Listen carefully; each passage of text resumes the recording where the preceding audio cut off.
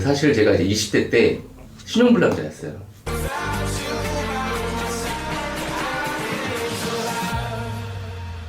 안녕하세요, 대표님. 안녕하세요. 대표님, 제가 경매가 궁금해서 초대드렸어요. 네, 감사합니다.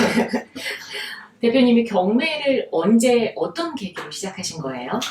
저는 경매 처음에 이제 17년도에 알게 됐어요. 그때 한참 회사 생활 할 때거든요.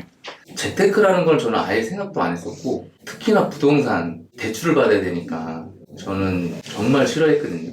사실 제가 이제 20대 때 신용불량자였어요. 제가 이제 카드를 써서 된 게 아니라 친척 중에 제 카드를 저도 저 모르게 쓰다가 나중에 이렇게 딱 터져가지고 이 은행의 뭐 대출, 카드비 이런 거에 뭐 어떤 트라우마라고 해야 되나? 그런 것들이 있었어요. 그래서 부동산 투자 뭐 이런 거는 전혀 생각도 안 했었는데 주변에 지인들 이제 만나다 보면 분명히 제가 더 연봉이 높은데 자산이 더 많은 거예요. 주변에 이제 친구들이나 후배들 보면 물어보면 뭐 주식도 하고 근데 그 중에 부동산이 되게 많더라고요. 청약이나 아니면 어떤 뭐 갭 투자를 해서 저는 아예 생각지도 않았고 그 분야를 좀 무서워했다고 그럴까? 대출 뭐 이런 것 때문에. 근데 그런 걸로 이렇게 하는 거 보니까 나도 뭐를 해야 되는데 이게 뭐가 있을까 하다가 이제 경매를 알게 됐어요. 우연하게.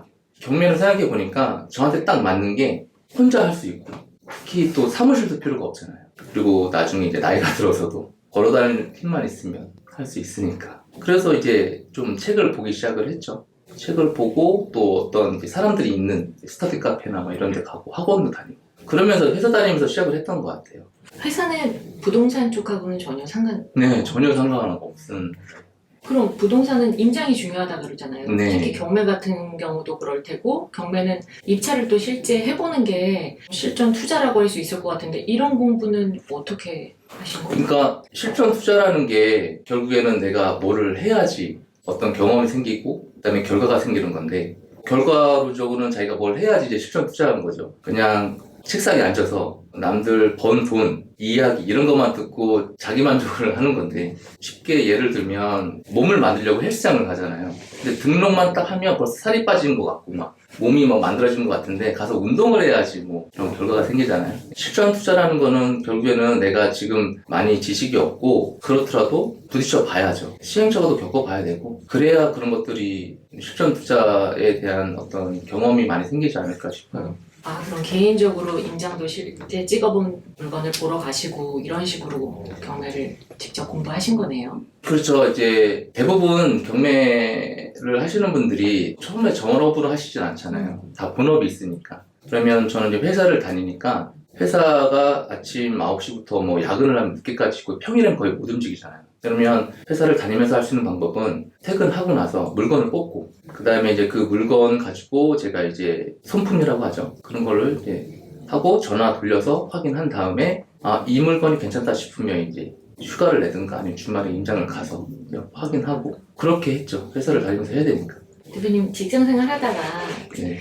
목표 연봉을 달성하고 그리고 퇴사하셨다고 했잖아요. 경매로 제가 이제 연봉 뭐 이상 이제 만들고 이제 퇴사를 한 네. 거죠. 직장인의 로망 같은데.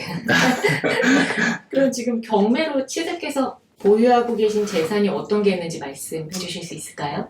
낙찰을 받고 계속 팔아야 어쨌든 수익이 나잖아요. 그러면 계속 이제 보유만 할 수 없으니까 그거를 팔고 또 더 좋은 물건으로 갈아타고 이렇게를 계속 이제 하는데 지금은 이제 주택 같은 경우 이제 아파트하고 뭐 오피스텔 뭐 이렇게 몇 개 있고 상가로 취득한 것들이 법인이나 개인으로 해서 3개 정도 지금은 있어요. 지금 정리한 것도 있고 그 중에 이제 2개는 이제 공유 오피스를 지금 운영을 하고 있고요. 하나는 일반 사무실로 임대 주고 있고 그 공유 오피스로 운영하시는 게 요즘 공유 오피스도 되게 많이 나와서 네. 궁금한데 그럼 그 경매를 낙찰을 받으시고 나서 공유 오피스로 활용할 용도로 이거를 임대를 놓으신 거예요?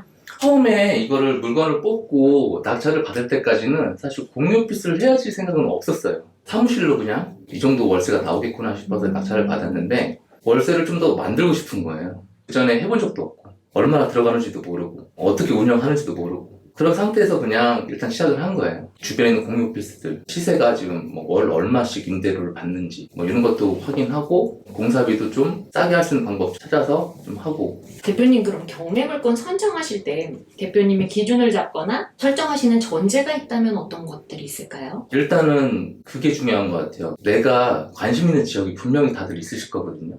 내가 가고 싶은 지역이 있을 거고, 내가 평소에 그 눈여겨봤던 지역이 있을 거고, 아니면 회사 근처든 뭐 잘 아는 지역, 그런 데가 있을 거잖아요. 그 지역을 먼저 좀 정해놔야 이 지역 봤다 저 지역 봤다 안 그래요.